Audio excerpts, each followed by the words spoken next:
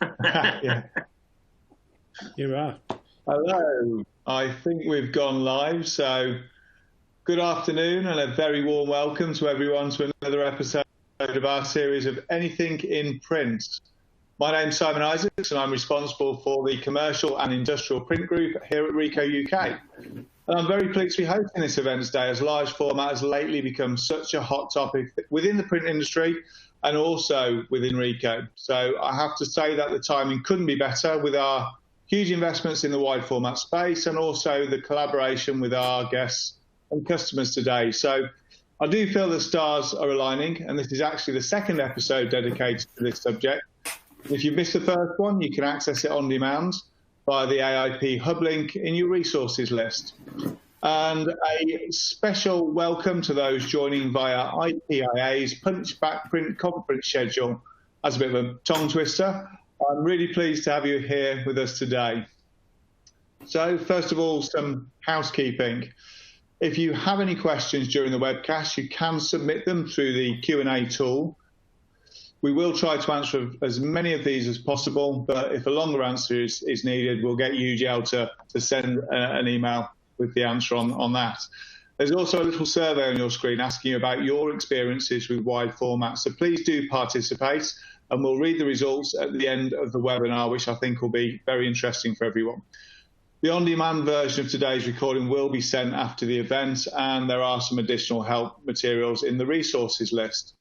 It's probably a bit late to mention as you're all on, but to get the best viewing experience, we recommend Google Chrome, and to close other programs or browser sessions that could cause issues. So, wait for the slide. I think we are now ready for the main part of the webinar. So let me introduce everyone. We've got a lively agenda of discussion topics, and we will bring you some of the best insights on how to evolve your business case for large format print. We've got a fantastic lineup of guests and speakers, so I'd like to extend a warm welcome to Mark, Managing Director of Digital Marketing Agency and owner of Large Format Review. Mark's very well known in the industry and is a recognised authority in this wide format space. We have Sean, Global PM at DryTac, our media and supplies partner, and two special guests, our customers and friends, Terry at Gilmex and Scott at Appeal Media. And finally, we've got UGL, who's my very best large format specialist here at Ricoh UK. He actually told me that I had to insert that very best statement because he is actually very vain. But I'm confident that the advice from our guests, bringing decades of combined industry experience to the table, will help me plan and develop a business case for large format print in this new norm we find ourselves within. So welcome, ladies and gents. So let's set the scene first. Throughout these webinars, we've spoken at length about the power of print and the opportunity it presents to our industry. The pandemic has changed our world emotionally, physically, and economically, and because it's impossible to accurately know the future, we have no choice but to stay flexible and try and predict and invest in the opportunities for digital print by separating the short from the longer term concerns and looking at specific macro trends in vertical markets, one of them being graphic large formats. Mark, let me start with you first. Your line of work clearly revolves around large format. So can you offer some initial thoughts and insights to us, please? Hi, Simon. Hi to all of the panel as well. Thank you for inviting me along today. Yeah, at Large Format Review, all we do all day, every day is wide format. It's everything. So hopefully I can provide some insights into what we're seeing going on, what we're hearing from the market, where the opportunities are, and we'll take it from there and see what happens. Right. One of the issues that everyone's got at the moment is lost capacity. I mean, one of the first things that happened when COVID came along was retail shut down and the exhibitions started getting cancelled left, right and centre. Now, they are two massive areas for anyone that's in wide format print. So the issue for most people is replacing that capacity. Now, a lot of people have replaced capacity with safety signage and COVID stuff. We'll come back to that later. But I guess the other thing that's happened to a lot of print companies at the moment, particularly the ones that are almost completely and totally immersed in retail and exhibition, is they've had to think about how they can diversify that business and not leave themselves exposed like that again. I mean, it's never great to have all of your eggs in one basket, right? I mean, that's the general thing in business anyway. So where are the opportunities? That's the question that everyone's asking. And there are a number. Some of them are going to require more work than others. One of the ones that I'm particularly keen on is wall coverings. I think that's got a lot of potential there. I mean, we're already starting to see it in places like offices, schools, colleges, hospitals. But now, Energea's market research have predicted 23.6% annual growth between now and 2025, with that digital printed wall coverings market reaching a value by 2025 of 10.4 billion. Now that's a sizable chunk, and that's only the digital stuff, by the way. That's not all wallpaper. That's just the digitally produced stuff.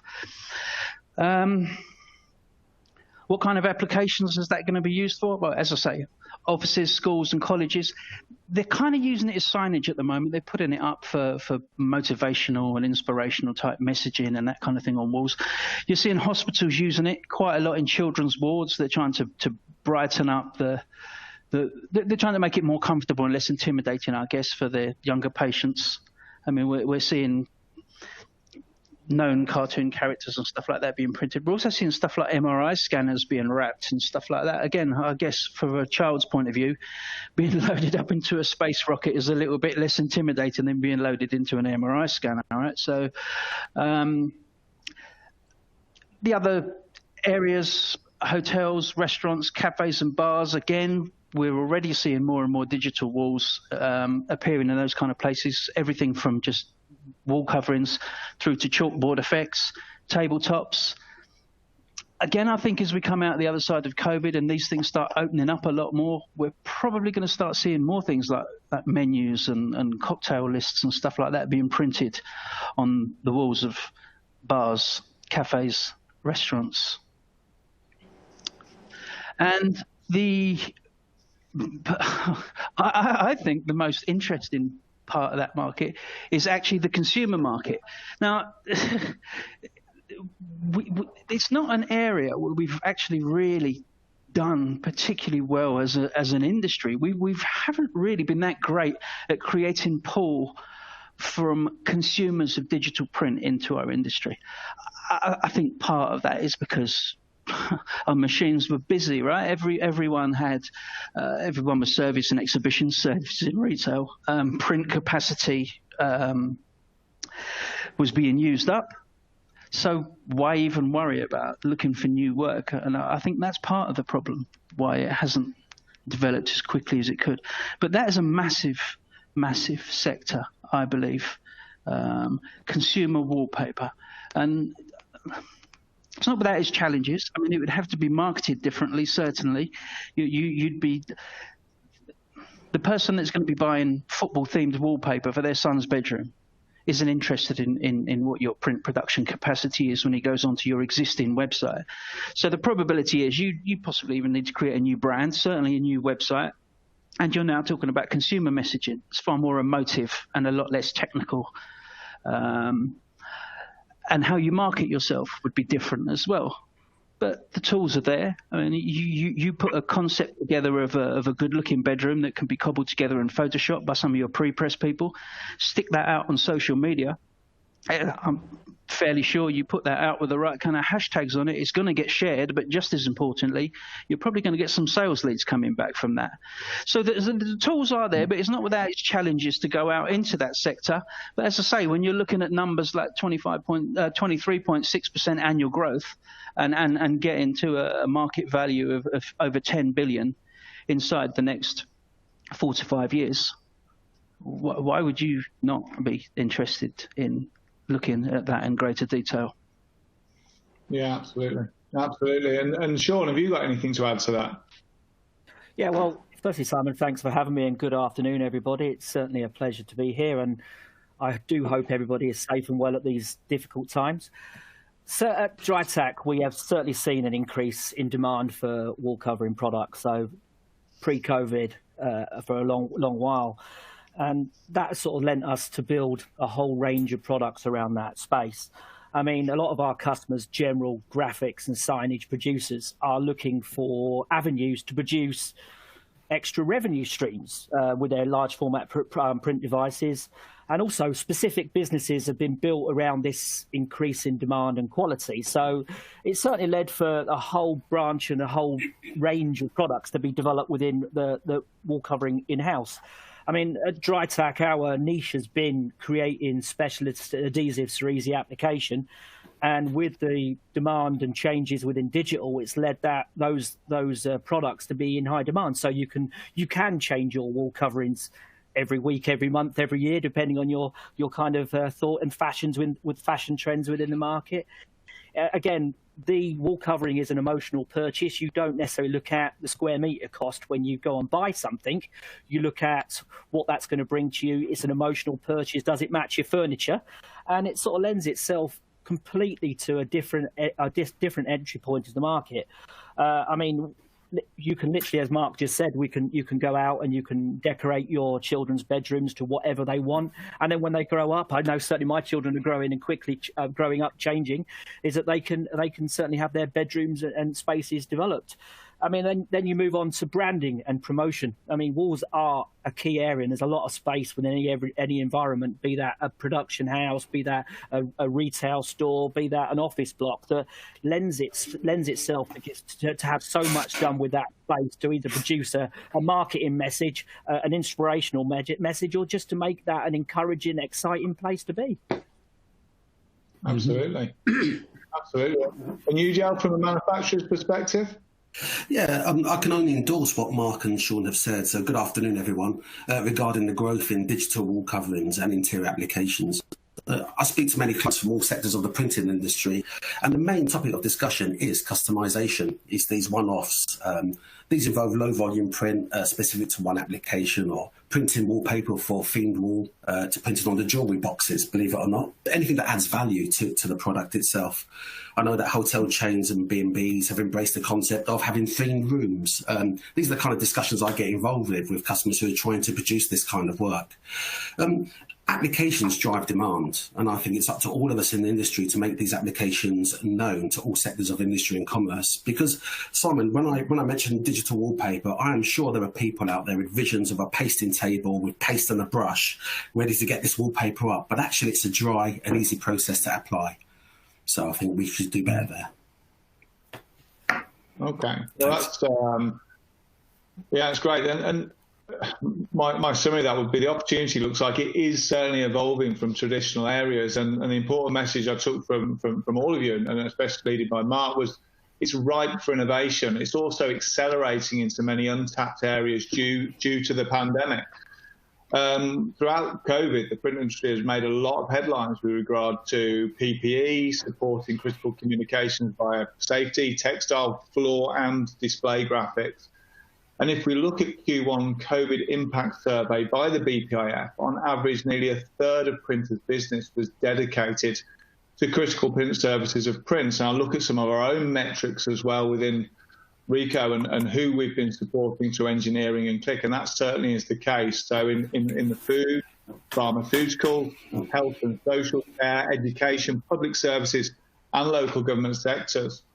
But Mark, while I appreciate we all have to be extremely active, do you think more would have been possible if people had the right technology in place?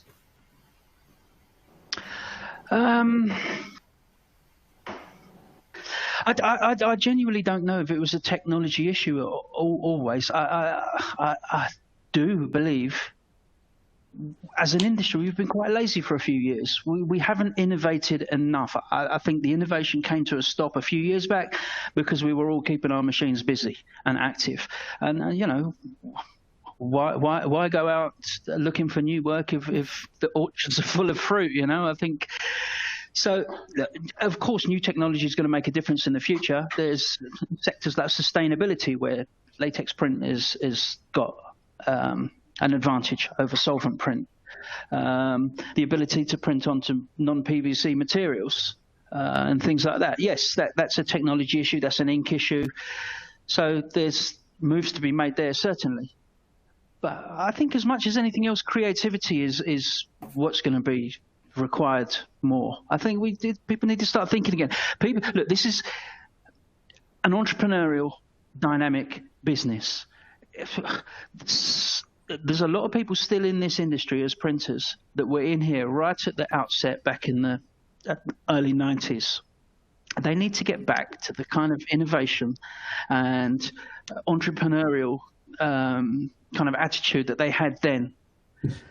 Every crisis is an opportunity, right? I know that's a cliche, and I know it's possibly hard for some people to look at that in the grim kind of situation we're in.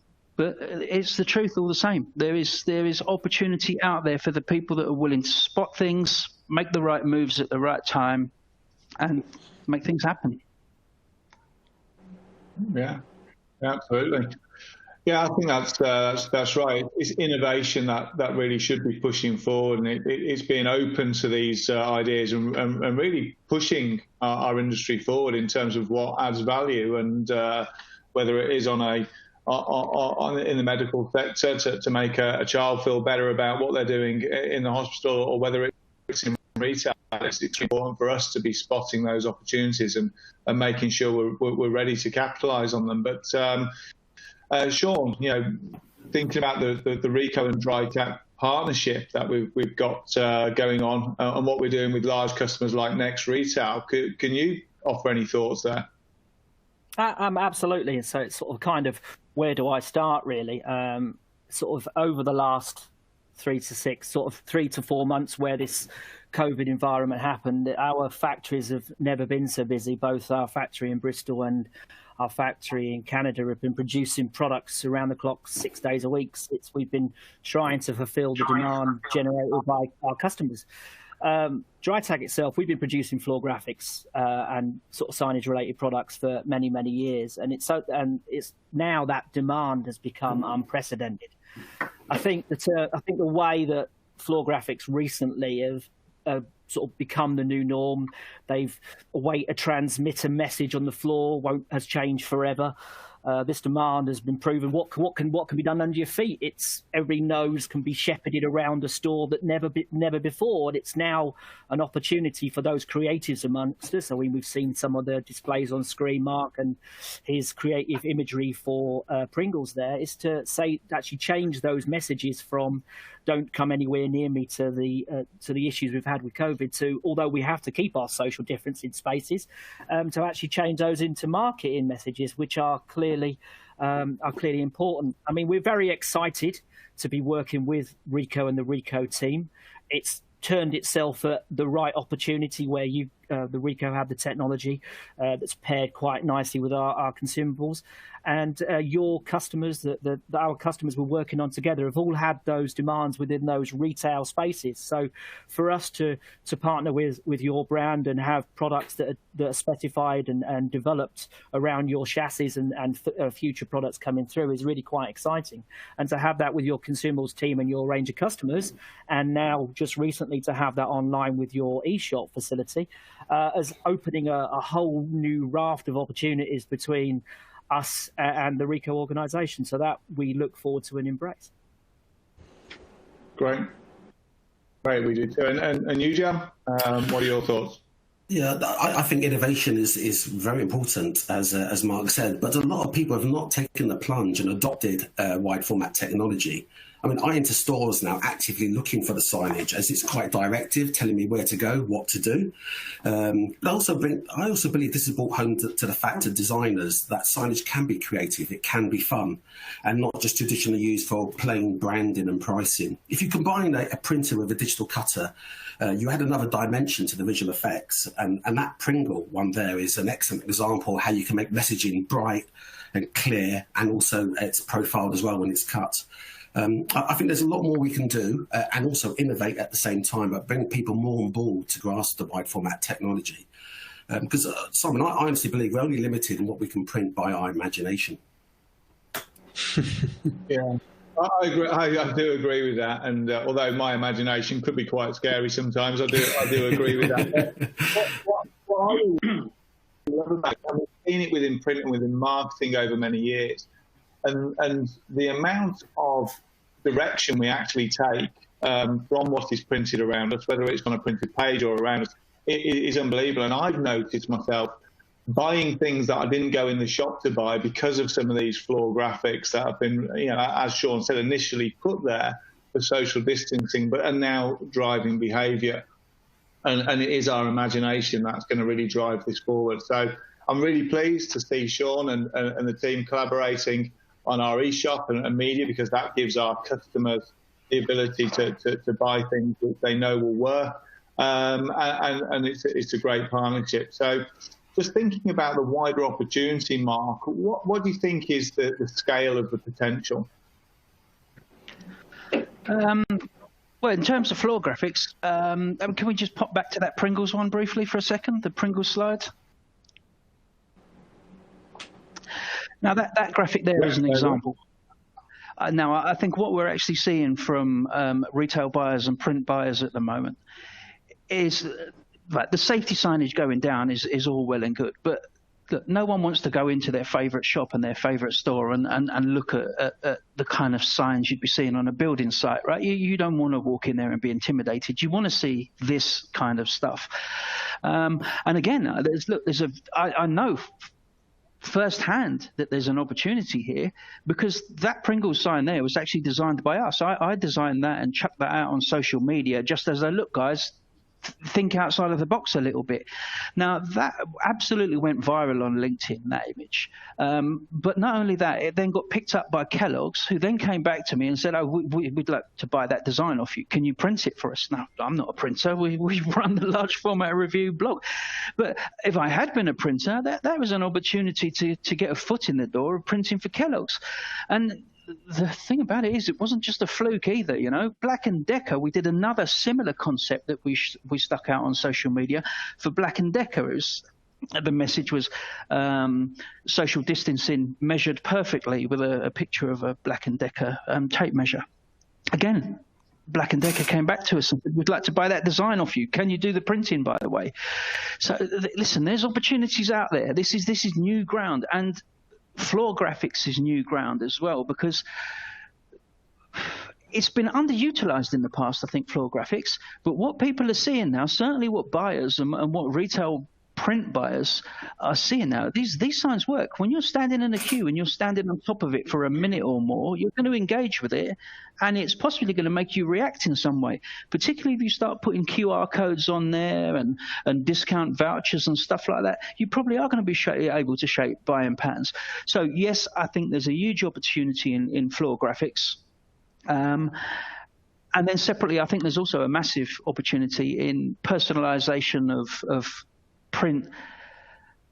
More specifically, I think what the floor graphic thing has shown to people in the retail environment is that personalization has got a genuine value to it. You can put messages on images in the right places, and people are going to respond to them.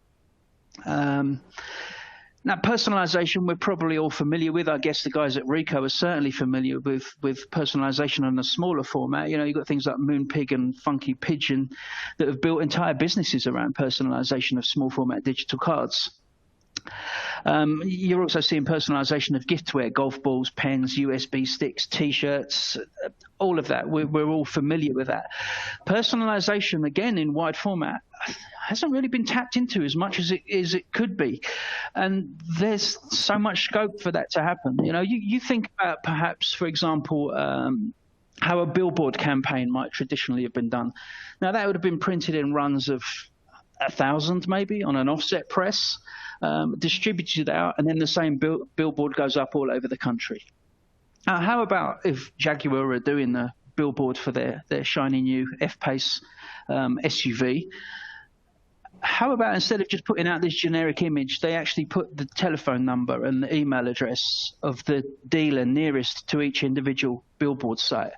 Now you've gone from, that's no longer just an awareness campaign now, right? That's now a call to action. You're now kind of steering your customers towards the sales funnel.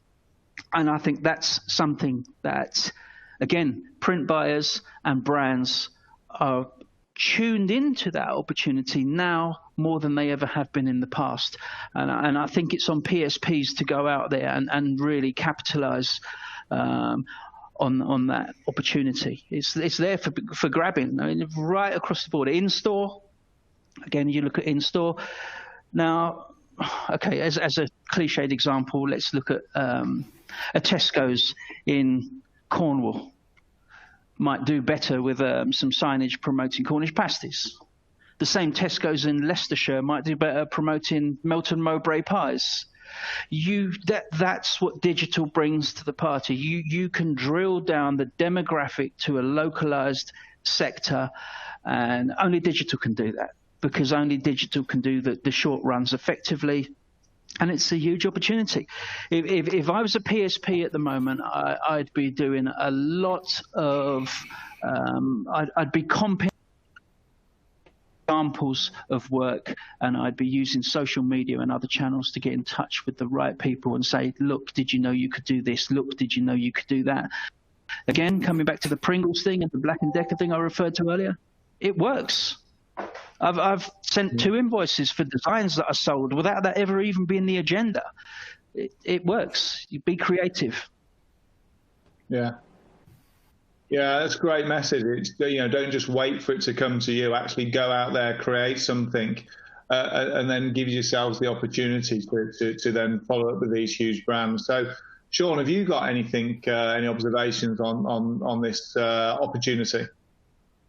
Yeah, I mean, well, the opportunity is certainly very, very large. I mean, you can break everything down into lots of little segments at the moment, but the fundamentals are that you're a printer, you've bought a device now, you've invested your hard-earned money in technology, but you now have what now is a device that can span multi-different platforms. You've got a product that can give you lots of different vertical markets and new revenue streams that previously wouldn't have been available to you. To have a device that can open up wall coverings, vehicle graphics, window graphics, retail signage, and many more segments that all could be personalized. And what that has opened up for us at DryTac is it's kind of changed the way we think about adhesives now, because gone are the days where you'd put it on a PVC and knowing that's going to be up there for 3, 5, 7 years. We've had to develop products for these devices knowing that they can be sent out to store.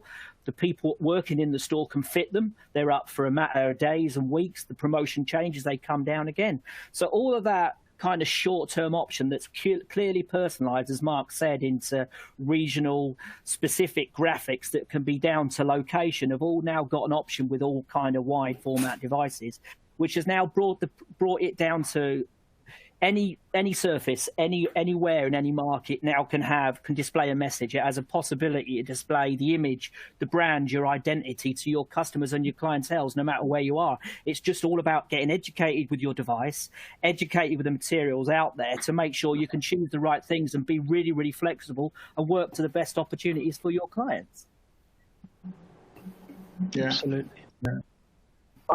Absolutely, and it's not only a great insight into the current opportunity in large format, it's also a lovely segue for me. So thanks, guys. It's almost as though we rehearsed this. In a relatively short space of time, Rico has built a solid portfolio of large format print solutions, and we see growing interest in large format, specifically in the general commercial print space, because of all the good reasons that you guys have identified, and also because of the other elements being squeezed and commoditized. So Rico recognized that, like other areas of my business, it's not just about great printers. It's about the digital front-end controllers, the print heads, workflow automation software, MIS, web-to-print solutions, which need to be supported through systems integration and ongoing engineering with easy access to great value tested and accredited supplies. So basically, we knew that our customers needed someone to guide them through the process and not be left to act as your own systems integrator. And the market data does suggest that large format offers all of us and you a fantastic opportunity to grow business and drive revenues and margins up. Mark and Sean spoke more about trends and specific areas of opportunities, but some of you may wonder where to start, what to look for. So I'd like to turn to our customers, Terry and Scott. I know our audience today is extremely interested in how organisations like yours can integrate large format into existing print operations. So if I start with you, Terry, can you tell us at what stage did you take a leap of faith into wide format to form part of your business? Well, hello, Simon. Hello, everyone. Basically, we sold... Can you hear me? Yeah. Yes. Hi, Terry. Yeah. Yes. No, I'll continue. Basically, we got two sides to our business, and we sold print room consumables, finishing consumables, wires, combs, presentation binders, tab dividers. We supplied the FM companies at their corporate sites. We've been going since 1945, but in 2010, we kind of spotted an opportunity within them FM companies at the corporate sites to supply wide format print, because basically it appeared to us that they wasn't getting the great service. We see some of the pricing that they was paying and thought to ourselves, well, as we already supply these companies and we're already delivering now, let's give the wide format a go. And basically, because we had the overhead paid for, because we own our own building, we stuck in a wide format machine.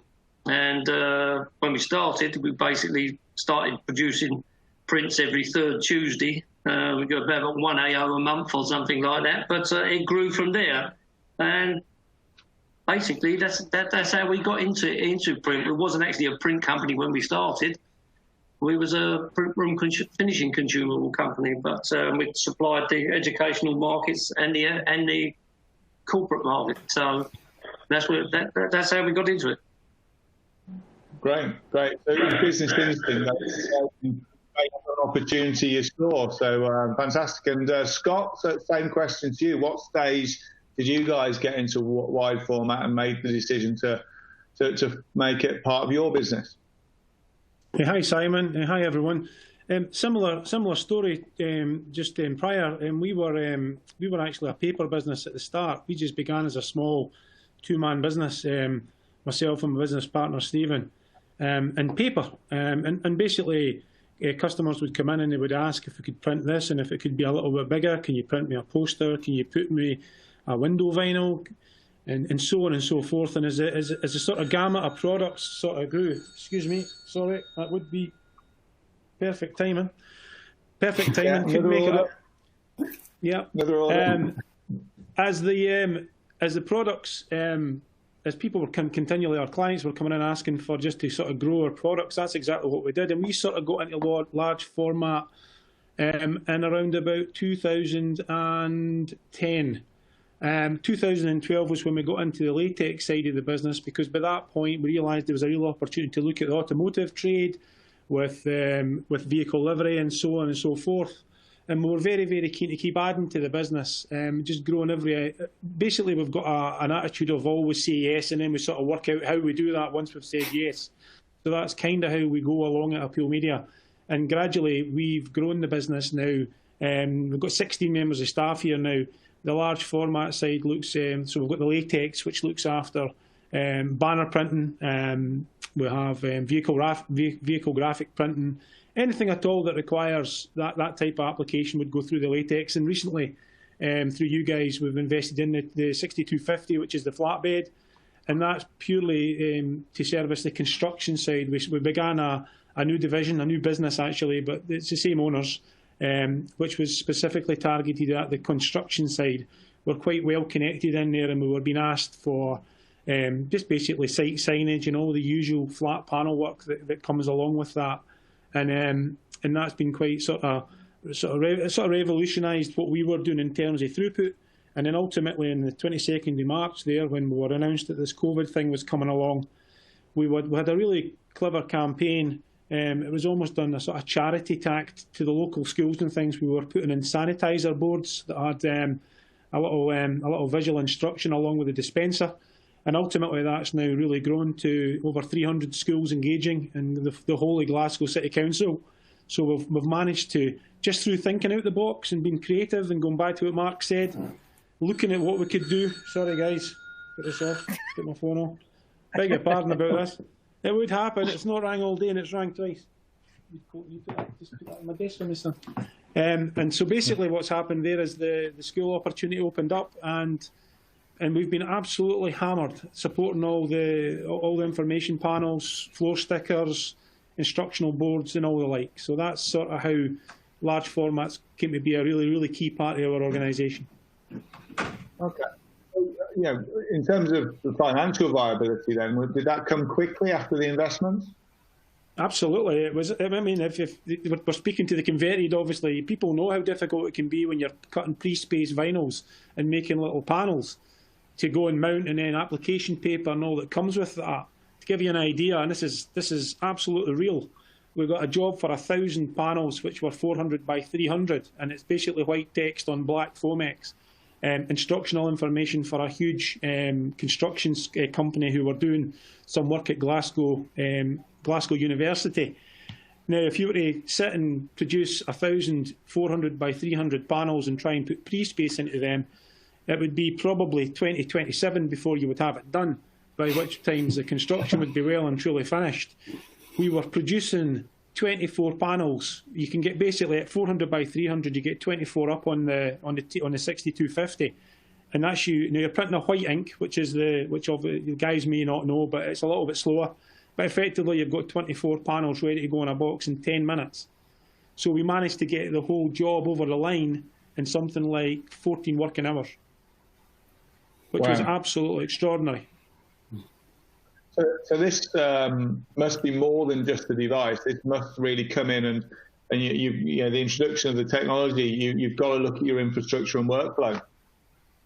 Absolutely. So it's I mean, the man hours that we've got back and the productivity has just gone through the roof, because clearly, and also the waste. Well, there is no waste because we're bringing media in that's cut to size and we're laying ink on. I mean, the cost savings are quite ridiculous. The productivity is through the roof. And it has just happened at the best time with all that's going on, COVID and all the rest of it. What happened to our organisation with the advent of the COVID and obviously the construction sites and the type of instruction panels that we're looking for, it could not have had a better fit than what we're getting through the Rico 6250. It's changed the business. Fantastic. And supporting the 6250, and obviously it's fantastic to hear when any of our products have such a positive impact on customers. But, the MIS workflow in terms of what you did in the integration, any sort of hints and tips? I'm sure there's other guys on the call looking at this thinking, I've got devices, we're expanding, but the systems management is going to be critical, I think, to help them achieve that. Well, we've really had no problems whatsoever. We purposely moved to a new site. We moved to a site that's 7,500 square foot, but we had to move to that site because the 6250 wouldn't have gone into the old factory in the manner that we wanted it to go in, because we're trying to get a really good workflow. Effectively, panels come in. So it's panels come in, panels go on a table and get finished, and panels go out. That's the workflow that we're trying to get to in terms of moving material through the factory. So you're working with panels here that are 8 foot by 4 foot. So you clearly have to think forward and think, how are you going to manage these panels and how are you going to store them? And because ultimately they need to be looked after as they go through the process. So there's a little bit of thought required to do that. In terms of the integration of the machine when it came in, and how it sort of fitted it. It basically it went in so simply. It was really quite ridiculous. There was I'm no someone who's intimidated from technology at all, and I don't think anyone needs to be, because ultimately these things aren't designed to confuse. They're designed to be an aid. And if you have that positive mindset, I think you can convert these machines and get them productive very, very quickly, as proven with ourselves, because we were pretty much up and going off the bat, really. And like I say, the benefits are the benefits are actually. I was printing laughing. I'm not going to lie. I mean, when I was printing these jobs, I just was laughing at how simple it was. And if that's not a good thing, you'll need to show me what is. Yeah, no, it doesn't sound like a good thing. We all like to laugh and whistle while we work. But, Terry, coming back to you for a minute. Coming back to you for a minute. In terms of how quickly you made the solutions financially viable, and I think specifically with latex, can you offer any sort of hints, tips, advice there? Yeah, well, it was financially viable very quickly because, as I said before, we had the overhead paid for by the other side of our business, so we could take our time in developing it. But we started off with another wide format supplier that I won't name. But then we finally got into bed with yourselves there, for want of a better word, at Rico, and now we've progressed on to buying 3 5160s, and we position ourselves as overflow support basically for you guys in the FMs at the corporate sites. So when we first started, we had 6 machines where you had the aqueous and the non-aqueous machines. But then when we moved over to latex, obviously we could cut the machines down, which helped with the footprint with inside the company. And but our capacity increased. So it was win-win for us, basically. And it paid for itself very, very quickly. Yeah, fantastic. And when you look at the function of your business over time, how does it compare with, if you like, the traditional or other areas of your business, Terry? It compares very, very well, actually, because the margins are so much better on the wide format side than what they are on the consumable side. We position ourselves that we can turn most print around within 24 hours. We are located just outside of central London, and central London and the West End basically is where most of our work comes from. But you will find that you have to turn work around within the 24 hours or even same day to support the FM sites. And it helps the FM sites improve their income streams. But sometimes you only get 2 to 3 hours to turn a job around. So our location helps in central London, but also the capacity, the printing speeds of the machines is the thing that's put us onto a different level, to be perfectly honest. Right. And Scott, in terms of your side of the business with the paper, how does it compare and expanding your business? How important is wide format for your future? Yeah, it's very important. It is very important. It is growing. We do small format digital as well, but we've noticed that the main growth is in wide format. COVID, it's very difficult to say COVID has a silver lining, but I'm sure that people understand what I'm saying. There has been a lot of signage, floor graphics to be done, and that side of the business. So although there's not the quantity of jobs at this moment in time, there's definitely the quality with regards to the value of these jobs. They are big and they're long run, but also you can use personalisation. We've noticed that the corporate companies, they have these 2-metre signs or they have the floor graphics, but they also got their own logos put on them as well, and that makes a hell of a difference. I think the gentleman before was talking about give people something to look at, and I believe he's right. That's definitely what you should be looking to do. Absolutely. From your perspective, compared to your traditional business, what's the impact been, and what's the future hold for wide format? Was that for me? Sorry, I just missed that there. Yes, Scott. Just in looking at comparing wide format to the traditional paper side of your business, how does it compare to the other areas? Yeah, we'll just echo again there. Just the margins are really quite incredible.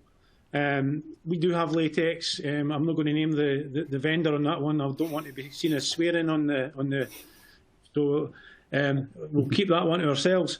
But the latex is incredible. The margins in the latex are superb, but the margins on the flatbed specifically are really, really quite, whistling and laughing. I said earlier on, it really does, from a labour-intensive point of view, it's just so simple. I mean, it really is. I think it's one of these things. It's not until you actually see it, which is, I mean, it's a big investment, don't get me wrong, but I mean, when you see these machines working and what they can do and how they do it, when they're laying down multiple colours, maybe on acrylics and things with a white background, such that you get the reverse printing and things, when you see how easy this is, it really is a game changer, and it's got to be demoed, because I don't think the average consumer, or your average client, I beg your pardon, that's interested in this technology, once you see it, it just, you sort of get that warm kind of fuzzy feeling. Because to go right back to what we said at the beginning with Mark, when you talk about being creative, this is what this is all about.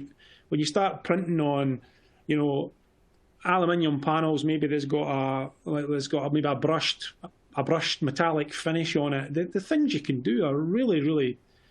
When you talk about that sort of customised, bespoke sort of homely type wall art, I mean, goodness me, you could just crack on and start. You could build a business around that just through eBay. There's your shop front, and you'd be away. It really is. If you've got creative juices at all in you, these machines will definitely let you get that out without a doubt. Fantastic. And the other stuff you're doing, is this flexibility helps you, win additional business or gain new customers in new sectors? Yeah, well, it's really, really interesting you say that, because with a customer who's came in, we've got a lot of customers who actually, they don't really know what they want, but they know they want something. And they want something that's different. And when they mention that, that's when things get quite exciting, because as a designer myself, which I am, it lets you start to get in front of the screen and get a bit creative, when you can start building layers and doing nice things with spot UVs and stuff. The spot UVs. Spot varnish is one of the sort of finishes you get on the flatbed, whereby you can gloss up a print. Just for anyone that doesn't understand what that is, I'm sure all you guys do. I'll not assume everybody that's listening to this knows what spot UV is. But when you start to highlight, for example, we did some nice work there, and what it was simply the eyes. The eyes were printed in matte, and we spot UV'd the whole iris. We just wet the eyes up, and all of a sudden this sign isn't just looking at you, it's looking at you. And it's so simple to do, but the effects are brilliant. Another one was a cleaning company wanted some nice signs, and these signs were basically just to bring people to be people aware that the floors were wet. And what we did was we created 4 foot by 4 foot aluminium panels. We did the print, and what we did was we had the mop going over the floor, and we spot UV'd the wet part of the mop as it went over the floor. So visually, without even it saying it's a wet floor, it's a wet floor. And they really, really work well. And it's just be getting creative. Just start getting creative. Absolutely. It's great to hear. We could talk about these examples all day, but I'm getting pinged on time. So just bringing you, Jellen, is there anything you want to ask the guys, or any examples of experiences that you've learned on how easily large format can be integrated into existing commercial print organisations? Yeah, certainly, Simon. I mean, Scott mentioned not to be scared of technology, and absolutely right. I think some people do get daunted by wide format printers, but in truth, they're only a larger version than an A4 desktop printer. It's just slightly bigger, and that's how they should be viewed. For me, though, I think to make any integration of any wide format printing a success, I think it's so important, and to have the right business partner to help you choose that. It's not just the printing solution that you're actually having. It's a system in your infrastructure that's going to affect your workflow. So having a business partner that understands your workflow and your infrastructure, such as MIS, to get the system working in full. I've got just a couple of quick examples of what the guys are saying, what made them do something. I mean, I dealt with a manufacturing company, so it wasn't even a commercial printer, and they had an application whereby they were producing material for seats and so forth, and for covering beds. One of their big clients decided, we want to print our brand on those, and they didn't have a clue how to do this because they're a manufacturing company, not a printing company. So they came to Ricoh, and we actually helped them develop a printing system using one of our printers of our portfolio. But again, as Scott mentioned, we took them to our customer experience centre in Telford, and you can't beat feeling, seeing, touching, and seeing the application happening in front of your eyes to really, for someone to understand what these devices can do. And they bought into this, and we justified it, and they bought it, and now they're expanding further forward. So that's just one example of producing something on material that isn't designed to be printed, but it can be done. And other companies we deal with in the commercial sector, I mean, we had one client who was doing indoor work and was thinking of going to do outdoor work, but his business was growing. So what does he do? Does he outsource it? Does he buy another device? Does he try and do outdoor work? And again, by analysing his requirements, really understanding what he wants to try and achieve, we came up with a solution that not only made him do outdoor work, but really expanded his business as well. So the key is having a partner that really understands the business, understands what they're trying to do from a media point of view, from a printer point of view, and an application point of view to really make the most of wide format printing. So like I said, Simon, taking the plunge is always difficult, isn't it? But you know what they say, once you're in, it's fine. Fine. That's what I'm thinking. And Sean, just any final thoughts on this section? I mean, I think a lot of it, again, comes down to it's about creativity as well with any of your customers and understanding and pretty much having a go at anything you can print on. I mean, I think it's important to team up with as many hardware manufacturers as we can, such as Ricoh. We are sort of the coffee beans to your coffee machines. So for us, and to see the customers' creativity allows us to think, what can we put adhesive on? What materials can we use that print differently? Again, it's all about, there's nothing changes, nothing stands still in what we're trying to do. And what might be seen as a little bit different now could be the new norm in the next 2 to 3 months, because that's how quickly our space changes. Technology in these devices is rapidly evolving. It's one of the most changed technology industries in the world, second to only telecoms, if I understand right. But again, it's about experimentation. It's about not being scared. It's about being creative. Only to echo what my colleagues on the panel have said. Great. Well, I think it's really useful insight into the current opportunity in large format. But in a relatively short space of time, we us guys, we've built the portfolio, and I think now it's a great time for our customers to really expand and use their creative skills to take this to market. So I hope today has given everyone some great food for thought about what's possible. And as Mario and Stefani mentioned in our first episode, as an industry, we are so much more than ink on paper. And I think, the message is, yes, we can print anything. And at Ricoh, our print services go well beyond hardware or even the software that facilitates it.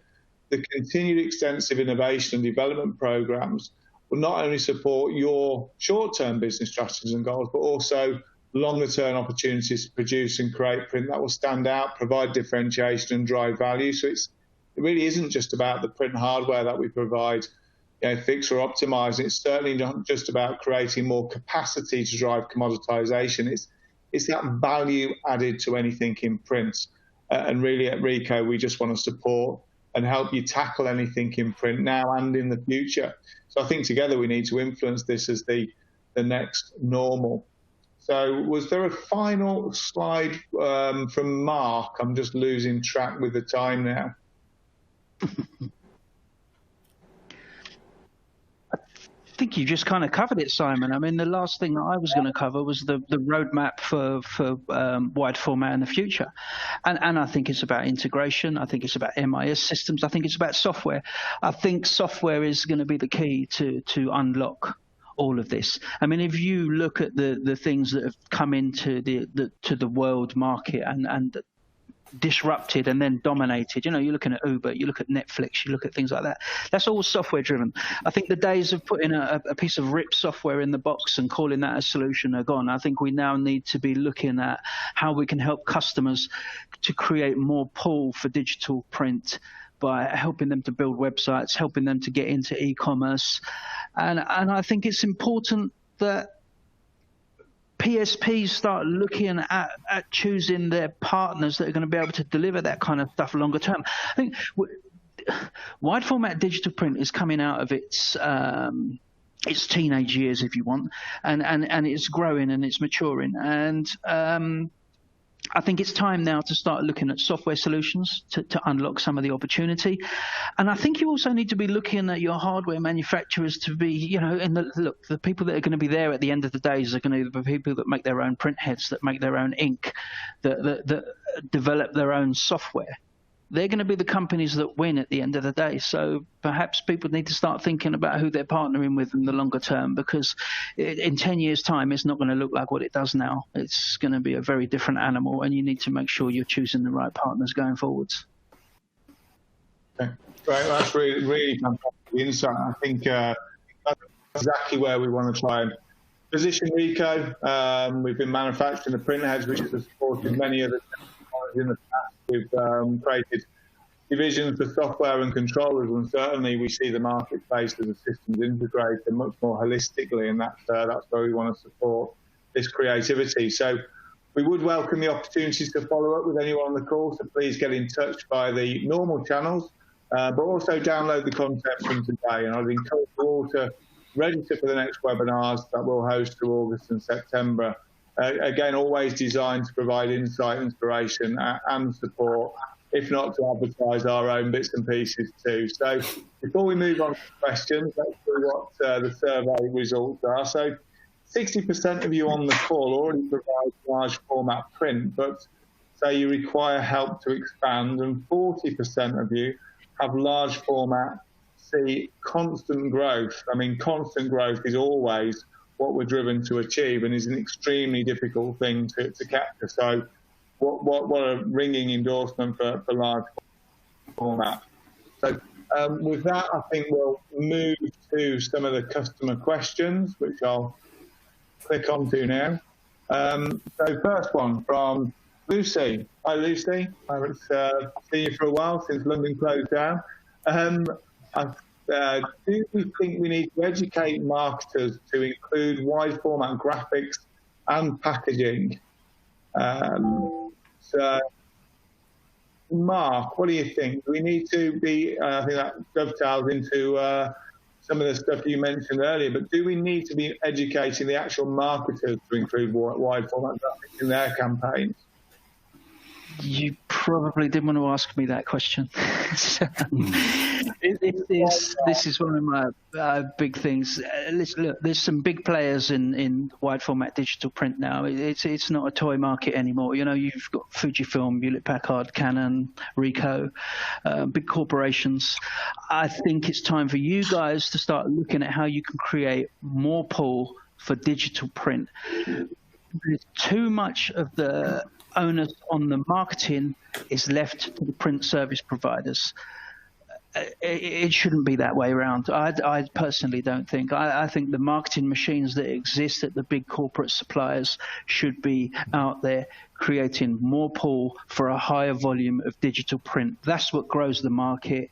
That's what gets more ink consumed. That's what gets more printers purchased.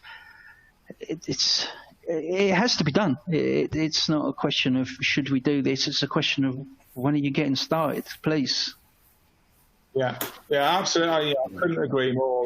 We've kicked off thinking print campaigns, and when we've spoken with some of our agencies, it's only through doing these sorts of campaigns for us that they've actually realised what the efficacy of print is within those campaigns to include and advise their customers on. So absolutely agree with that, Mark, and I am glad I asked you the question. But the next question from Brendan. What is the first most important step for a PSP, roughly 5 million turnover, looking to move from, say, being a pure commercial printer to moving into large format inkjet? So maybe ask Terry that question. Probably the wrong person to ask there, Simon, because it's not really what we did. As I say, we built up, so I feel a little bit unqualified to answer that question, to be honest with you. Sorry to let you down. That's all right. This is so I appreciate to you, Jal. In terms of looking at what you're doing, actually, what is it you're trying to achieve? What are the applications you want to produce? What side of the market are you aiming for? As we discussed today, there's so many variations in applications. Do you want to concentrate on putting to substrate? Are you going to produce flexible material? You may want to do everything, which is great. I'm happy to talk to you about it. But it's understanding where you want to take the business. It's understanding what markets you want to enter and taking it steady. That's the main thing, is to understand wide format. Because it's a technology that doesn't just involve printers. It involves colour management. It involves all kinds of things. And they're great things to understand and really appreciate. So my question to you is follow where your applications are going to go and follow that route into business.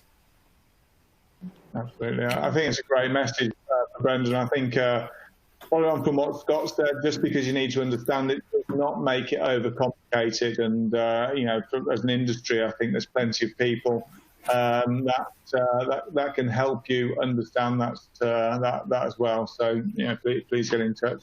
Next question is from Richard. Where is Rico going with wide format, and will it form a main part of the business? Well, I run the division. Wide format is something that fell under me a few years ago, coming from the production side of the business from inkjet for many years.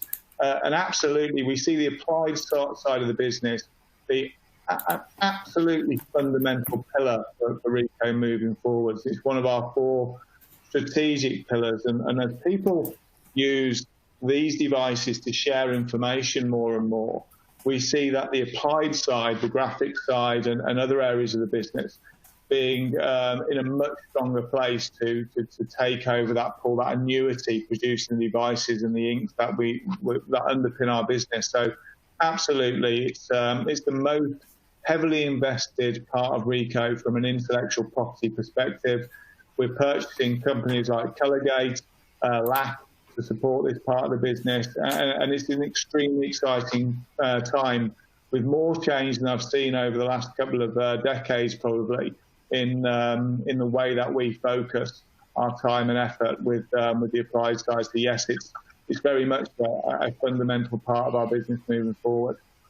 So I think we've got time for one more, and that could be from Tim, and that is, environmental friendly materials are generally more expensive than those it is replacing. How can this be addressed to get more companies using friendly media as money talks? So that one needs to go to, I think, Sean, is it, on the supply side, or is that Mark? I think I could answer that one for you. I mean, environmentally friendly materials, sustainability, I think we were supposed to be looking at earlier, is quite a thing right now. The problem you've got with environmental materials, I mean, we use a number. It's what you classify as environmentally friendly. I mean, unfortunately, PVC in the world gets this big, bad monster message when it actually isn't, to be fair. It's got a low carbon footprint to produce. It's all about understanding the materials. We work with recycled products. We work with polypropylenes, polyesters. We work with biodegradable products. But again, this all boils down to not just us as a materials supplier.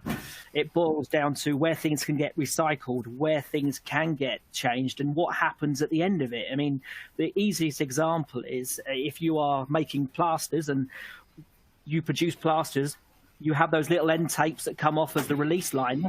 You are distributing those all over the world in millions of tiny pieces. They are very, very difficult to recycle. And that's kind of the way with wide format material, because there isn't an infrastructure within the UK or with any market currently to say, I'm going to put a printed polyester here with the water-based adhesive. I'm going to put a solvent-based PVC here with a UV print on it. It can't be split up, so it only actually becomes into one lot of waste. And so it's a very, very grey area at the moment. It needs a little bit more work. It needs some more legislation, and it needs some more development and understanding by the market. And unfortunately, given where we stand in our climate, the sustainability has moved from the top of the list right the way down to the bottom, unfortunately, right now. So again, I think it's going to come back. The likes of latex printing onto devices is certainly going to be moving the market forward. The demand from the likes of Adidas and Nike have also changed the way they want sustainability within their stores. That's going to grow out globally, but it's all about volume. The more we produce in sustainable products, the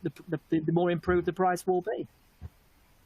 Yeah, thank you. It's great. I think it is about scale, and environmental issues are absolutely core to Rico and our fundamental values. So we're keen to make sure that we're pushing those across all elements of our business and make sure we look after the future for everyone. So thanks for the answer, Sean.